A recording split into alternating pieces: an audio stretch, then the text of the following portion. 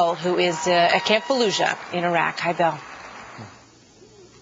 Hey, Martha, thank you. Remember about 2 years ago when the insurgency really started to take so many American lives? They did it with these roadside bombs, these IEDs, improvised explosive devices, and they were set literally all over the country, especially here in the Sunni Triangle. The Pentagon took an awful lot of heat for not trying to reinforce some of these Humvees. They did it, and today they are saving lives, and saving lives by the hundreds. Corporal Paul Burley's with you. Nice to see you, Corporal.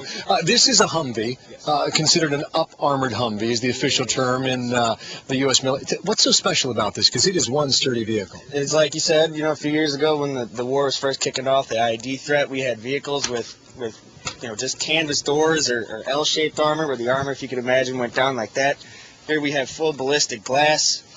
Good, hard, sturdy steel. There's not much that can penetrate this vehicle here. On that door and on the window. On the door, all windows, the windows, everything is completely armored all the way up to the turret, all the way around the gunner. The glass additions that we have that will cover the gunner completely over his head. There is nothing on this vehicle, undercarriage from front to rear. Marines are literally going to have to drop on top of an IED for it to do any damage to this. This truck has saved who knows how many lives, and it will continue to save lives throughout the duration. You mentioned the undercarriage. I'm imagining you've got the same amount of support underneath. Is that yes, right? Yes, there's armor everywhere on this vehicle. If you look, there's armor. You mentioned it. Is it saving lives? It is saving many lives. I can tell you one guy who's lucky to be alive is standing right behind me. Corporal, come on in here. This is Blake Farrell. Nice to see you, and good evening to you. This is stunning. You have been hit 3 times in 3 separate convoys by IEDs, and you've lived to tell about it. Yes, sir. What happened? We were on the main road outside Fallujah into Ramadi. IED went off. Everyone was okay. Stunned us a little bit and pushed on with the mission. Accomplished it. Another time we're in Ramadi going into a building. IED went off. Stunned us a little bit. We had a nice UAH right here. And unfortunately no one was hurt. Just cracked the windshields. That's about it. So no one was injured, and certainly no one was killed. Negative, sir. What was your sense after that happened?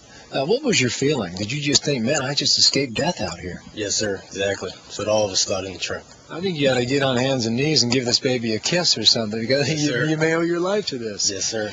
We talked a bit earlier, too, even before we came on the broadcast, about how many lives these vehicles have saved in Iraq today. Without it, with the official number being around 2,300 dead Americans, how much higher could that number be? You have any idea? Probably double that, sir. You think double that? Yes, sir. So this has been one heck of an improvement to keep yes, people sir. like you safe and alive today.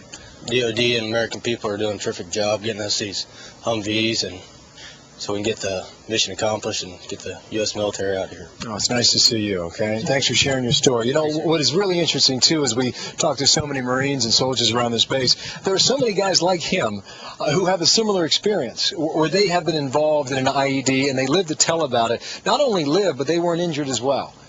And it's great to hear, too. Thank you again, Corporal. In a moment, we mentioned the Pentagon taking so much heat about not making these more reinforced at an earlier time. They came into Iraq with what's considered a soft-skin Humvee, which is essentially like any car you'd find on an American road. But in a moment, we'll take you to the Pentagon, and Brett Baer has an exclusive look called Inside the Pentagon, and talk with a man who heads up the operation on Iraq. A rare interview in a moment here as we go live again from Camp Fallujah right after this here on Fox.